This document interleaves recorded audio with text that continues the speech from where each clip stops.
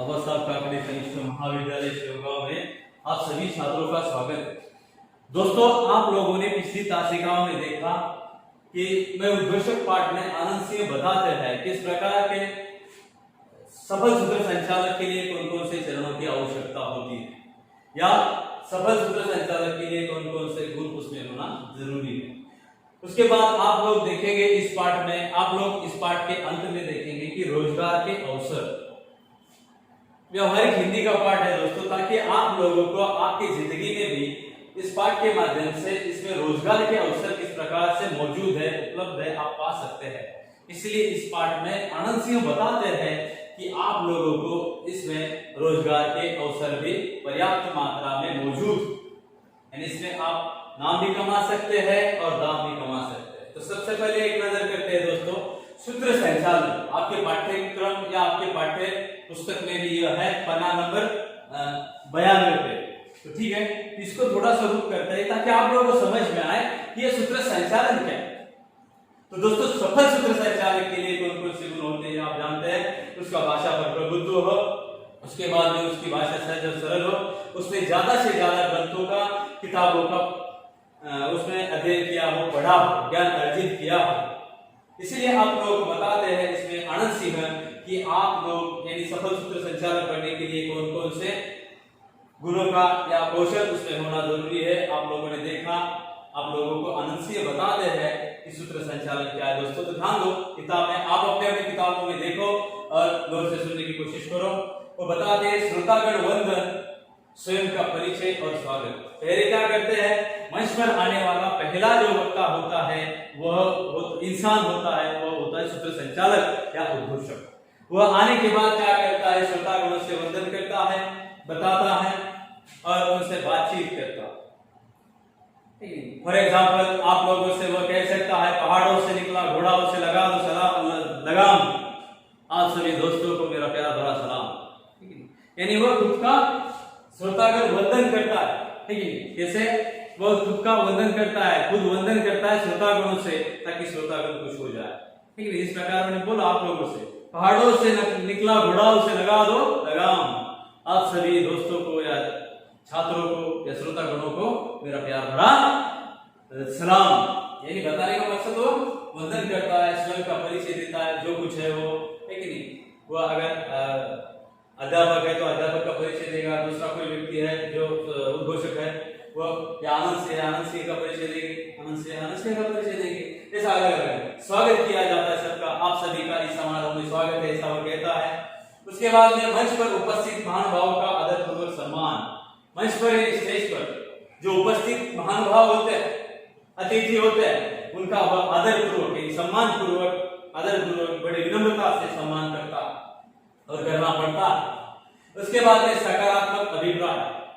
जब कभी कोई वक्ता बोलकर चला जाए तो प्रतिक्रिया रूप सूत्र संचालक को चाहिए कि वो सकारात्मक अभिप्राय दे, अभिप्राय से बात करे। उसके बाद में आप लोगों को बताते हैं कि वह सहज और स्फूर्त संचालन करे। सहज और स्फूर्त, सहज कब कर सकता है, जब उसने ज्यादा से ज्यादा किताबों को पढ़ा, भाषा का अध्ययन किया हो, तभी वह सहज और स्फूर्त संचालन कर सकता है, सूत्र संचालन कर सकता है। यानी उसका भाषा पर जितना प्रभुत्व ज्यादा उतना वह अच्छा सफल और सूत्र संचालक बन सकता है। आपको आनंद से बताते हैं कि वह सहज, स्फूर्त और संचालन होना जरूरी है, सहज और स्फूर्त। उसके बाद आवाज में उतार चढ़ाव, प्रसंगानुरूप उसकी आवाज में उतार चढ़ाव और श्रोताओं से सम्मान। प्रसंगानुरूप होना चाहिए, उसकी आवाज में उतार चढ़ाव होना जरूरी है और उसके बाद ही वह श्रोताओं से सम्मान भी प्रस्तावित करता है, ठीक है। आप लोगों को बता कि वहां पे अगर वो छत्रपति शिवाजी महाराज का एक आध वाक्य बता रहा है या भीमराव अंबेडकर का एक आध वाक्य बता रहा है, तो उस वक्त वहां पे उसके आवाज में जो उतार चढ़ाव आएगा वह सहज और सरल होगा, ताकि लोग उसे समझे, लोगों में जुनून पैदा करने वाला, लोगों को उत्साहित करने वाला होगा, लोगों में जुनून होगा, उत्साह होगा। उसके बाद श्रोताओं से संवाद, श्रोताओं से वह संवाद करता हो, समय के अनुरूप वह श्रोताओं से भी बातचीत करेगा। आपको कार्यक्रम कैसा लगा, इन अभिभावक ने या इन महानुभावों ने जो भी अभिभाषण दिया है या पत्र प्रदर्शन किया है, आपको कैसा लगा, ये ऐसा आपको कह सकता है। यानी आपसे संवाद भी प्रस्तावित करता है और वह श्रोताओं से संवाद करने के बाद सफल सूत्र संचालक बन सकता है। या श्रोताओं से सवाल पूछ करके वो उनसे बातचीत कर सकता। उसके बाद आप लोगों को बता रहे अनंत सिंह की समय सूचकता और हाजिर जवाबीपन। समय सूचकता, उसे समय का ज्ञान होना चाहिए, किस समय में क्या करना चाहिए। समय सूचकता एन वक्त पर जो बुलाए हुए जो मेहमान है, अतिथि है, वो नहीं आते तो उस वक्त समय सूचकता के अनुरूप उन्हें दूसरे अतिथि घर को बुलाना पड़ेगा। वहां पे जो स्टेज पर विराजमान है वही महानुभाव में से महानुभाव को अध्यक्ष बनाना पड़ेगा। बताने का मकसद क्या है, समय के अनुकूल, समय के बदलते स्वरूप को देखकर जो है सूत्र संचालक को अपनी भूमिका, अपना किरदार अदा करना पड़ता है। उसके बाद में है आप लोगों का आनंद से बताते हैं हाजिर जवाबीपना। अगर झट से उससे कोई गलती होती तो झट से माफी मांग लेता है, या हाजिर जवाबीपना का अर्थ होता है कोई सवाल पूछने के बाद उत्तर देने के लिए जो उतावला होता है, तैयार होता है, उसे हाजिर जवाबी कहते हैं। तो वह हाजिर जवाबीपना उसमें हो, यदि कोई सवाल भी पूछे तो वह झट से जवाब दे। गलती पर तुरंत माफी, अगर उससे बोलते वक्त उससे कुछ गलती हो जाती है तो वो गलती पर तुरंत माफी मांग लेता है। ये उसकी सभ्यता का लक्षण है, या ये उसका सूत्र संचालन का एक लक्षण सभ्यता होती है। अगर उससे गलती हो जाती है तो तुरंत झट से माफी मांग ले, यह उसका एक यानी सफल सूत्र संचालन का गुण है, ऐसा आनंद सिंह कहते हैं। दोस्तों दूसरा है आनंद सिंह का मानना है कि सफल सूत्र संचालक को तुरंत माफी मांगनी चाहिए, यह गुण भी उसमें होना चाहिए। अगर बोलते वक्त उससे कुछ गलती हो जाती है, अभिभावकों का सम्मान करना बाकी है तो वह तुरंत माफ कर दीजिएगा। अभी देरी से जो महानुभाव आए हैं उनका स्वागत किसी मेहमान या उनके जो वहाँ के जो कार्यकर्ता है उनके हाथों से होने वाला है, या यजमान जो है यजमान के हाथों से होने वाला है, जो कुछ हो वो बता सकता है। यानी कार्यक्रम में वह समय सूचकता का ध्यान रखे, समय के अनुरूप वह अपने कार्यक्रम के प्रारूप को बदलता रहे। ठीक है, गलती पर तुरंत माफी भी मांगे, अगर उससे कुछ गलती होती है तो माफ कर दीजिएगा कहेगा। तो उसके बाद कार्यक्रम के अनुसार भाषा शैली में परिवर्तन, जैसे जैसे कार्यक्रम का प्रारूप बदलता जाएगा उस प्रकार उसकी भाषा शैली में परिवर्तन होगा। आप जानते हैं कार्यक्रम का स्वरूप राजनीतिक है, शासकीय है, तो सहज और सरल भाषा का इस्तेमाल करेगा। कार्यक्रम का प्रारूप मुशायरे का कार्यक्रम है तो वहां पे शेर व शायरी का इस्तेमाल करेगा। अगर बर्थडे पार्टीज है कोई तो वहां पे वह कोई गीत संध्या का कार्यक्रम है तो वहां पर वह गीत सुनाएगा, कविताएं सुनाएगा, चुटकुले सुनाएगा, या किसी प्रेरणात्मक एकाध इंसान की वह कहानी जीवनी सुना सकता है। थोड़ा इन शॉर्ट में बताने का मकसद क्या है, कार्यक्रम के अनुसार भाषा शैली में परिवर्तन होना उसका एक महत्वपूर्ण लक्षण है, यानी सूत्र संचालन के लिए आवश्यक गुण है। श्रोतागण वंदन। उसके बाद स्वयं का परिचय और स्वागत, मंच पर उपस्थित महानुभावों का आदरपूर्वक सम्मान, उसके बाद सत्कार, अभिप्राय, सत्कार और अभिप्राय, सहज उत्स्फूर्त संचालन, सहज उत्स्फूर्त संचालन होना जरूरी है। आवाज में चढ़ उतार, यानी आवाज में जो उतार चढ़ाव होना चाहिए, आवाज में उतार चढ़ाव। आवाज में उतार चढ़ाव का मतलब क्या है, जैसे समय कार्यक्रम का जैसा स्वरूप है उसके अनुरूप उसकी आवाज में उतार और चढ़ाव होना जरूरी है। उसके बाद श्रोताओं से संवाद को प्रस्तावित कर सके। समय सूचकता और हाजिर जवाबीपना ये गुण उसमें होना जरूरी है सूत्र संचालक के लिए। उसके बाद बताते हैं गलती पर तुरंत माफी, अगर उससे कोई गलती हो जाती है तो उस गलती पर बहुत तुरंत माफी मांग ले श्रोतागणों से या महानुभावों से या अतिथियों से।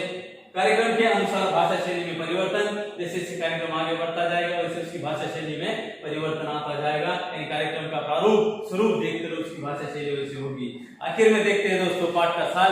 तो आप लोग बता रोजगार के अवसर, जो उद्घोषक यहाँ पे जो आनंद सिंह बता रहे हैं, मैं उद्घोषक के रूप में आनंद सिंह ने बताया, लेकिन इसमें रोजगार के अवसर क्या है दोस्तों यह जानना भी जरूरी। आप जानते हैं पाठ का उद्देश्य क्या, तो आप लोग भी एक मजे हुए उद्घोषक बन सकते हैं, एक होनहार उद्घोषक बन सकते हैं। भाषा का जो विद्यार्थी होता है वह कभी खाली नहीं बैठता या बेकार नहीं जाता। अगर आप में ये गुण है सारे तो आप बेझिझक रोजगार के अवसर आपको पर्याप्त मात्रा में उपलब्ध है, मौजूद।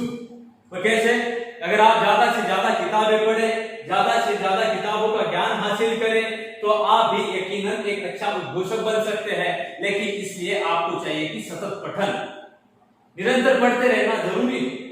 निरंतर पढ़ने के बाद आप एक भाषा का विद्यार्थी होने के कारण आपको रोजगार मिल सकता, आप एक अच्छे उद्घोषक बन सकते।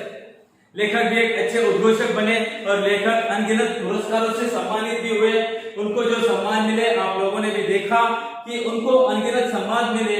आकाशवाणी के लिए भी उन्होंने आवश्यक संवाद लिखे, आकाशवाणी के क्षेत्र में भी उन्होंने काम किया और उनके उसके बाद उन्होंने संप्रेषण क्षेत्र में अपनी विशेष पहचान बनाई। और वो आप लोगों को बताते हैं कि विभिन्न सम्मानित समसामयिक विषयों पर भी लेखन करने के बाद हिंदी भाषा की सेवा उन्होंने की है।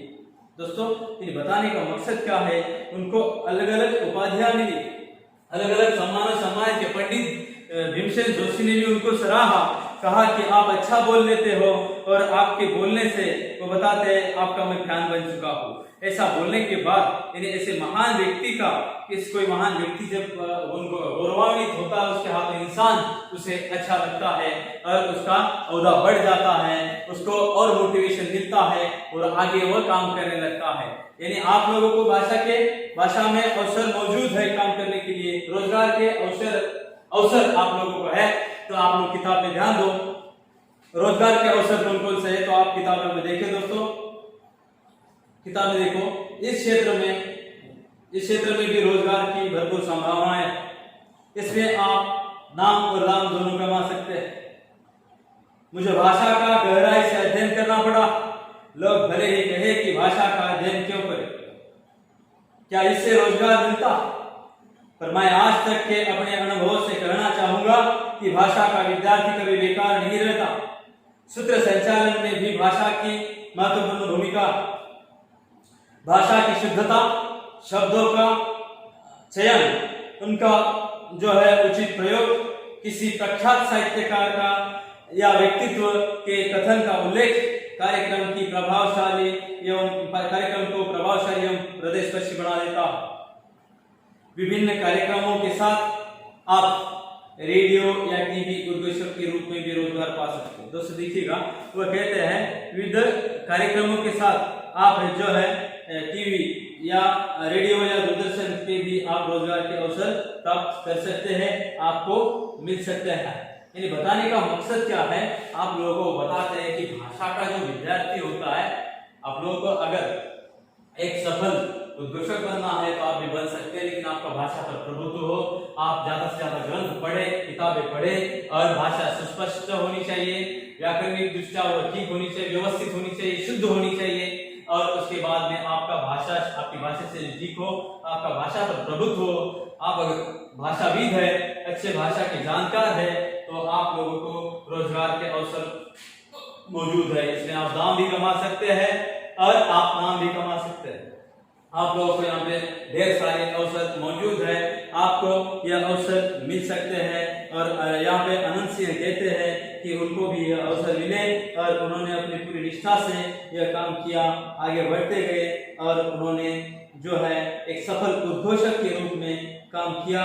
उनको अनगिनत आप जानते हैं कि 29 वर्ष तक उन्होंने सेवा दी आकाशवाणी के लिए और उन्होंने उद्घोषक के रूप में भी काम किया और उनको जो है अनगिनत सम्मान भी मिले। तो दोस्तों बताने का मकसद क्या है, तो आप लोगों को भी सम्मान मिल सकते हैं, आप लोग भी अच्छे उद्घोषक बन सकते हैं। इसीलिए आप लोगों को चाहिए निरंतर पढ़ते रहना।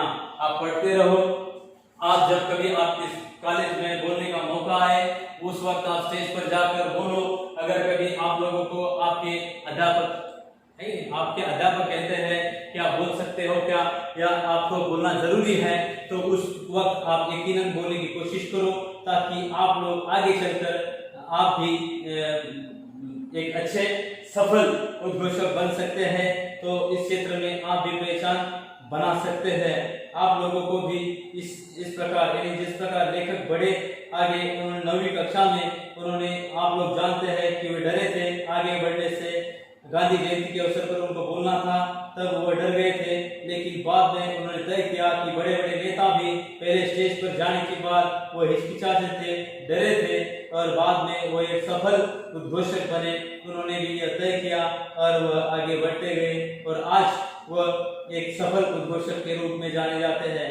दोस्तों बताने का मकसद क्या है, तो उन्होंने जो है अनगिनत पत्र पत्रिकाओं में भी काम किया, हिंदी के लिए भी लेखन किया, लेकिन आत्मकथा जो है वहां पर जो है अनंत सिंह ने उनके आप बीती यानी खुद का जो अनुभव है वह आप लोगों के सामने रखा और उनको जो बड़े बड़े हस्तियों ने, नामचीन हस्तियों ने उनको गौरवान्वित किया, उसी प्रकार आप लोग भी आगे बढ़ सकते हैं, उद्घोषक बन सकते हैं सफल। बस आप लोगों को चाहिए कि आप भाषा का अध्ययन करें, एक भाषा के विद्यार्थी बने और आप लोगों को रोजगार मिल सकता है, यानी आप दाम भी कमा सकते हैं और नाम भी कमा सकते हैं। इसीलिए इस पाठ में मैं उद्घोषक इस पाठ में अनंत सिंहानी जी ने जो बताया कि उनकी जो आत्मकथा यानी निबंध पर कहानी थी, उनकी जीवनी, उनका कहानी जो उन्होंने बताई, खुद की कहानी, तो इसके बारे में वो सफल कैसे बने, पहले उनको कैसे डर लगा, फिर कौन कौन सी भाषा का उन्होंने अध्ययन किया, कौन कौन से ग्रंथ पढ़े और एक सफल शुद्ध संचालक उद्घोषक वो कैसे बने। इस पाठ के माध्यम से आप लोगों को उन्होंने बताने की कोशिश की, समझाने की कोशिश की दोस्तों। तो यानी आप लोग भी रोजगार के अवसर प्राप्त कर सकते हैं, आप लोगों को भी रोजगार मिल सकता है, लेकिन आप लोग जो है भाषा के अच्छे विद्यार्थी बने। यहाँ पर जो आनंद सिंह है वो 9वीं कक्षा में थे, तब वह भाषा के विद्यार्थी थे, वो गांधी जयंती के भाषण करना चाहते थे, वो उस वक्त वह डरे, उनको लगा कि यार मैं नहीं बोल सकता, स्टेज पर नहीं बोल सकता, लेकिन उन्हें याद आया कि बड़े बड़े नामचीन हस्ती, बड़े बड़े नेताओं ने भी पहले जब वह थे तो वो भी डरे थे, लेकिन बाद में एक सफल उद्घोषक बने।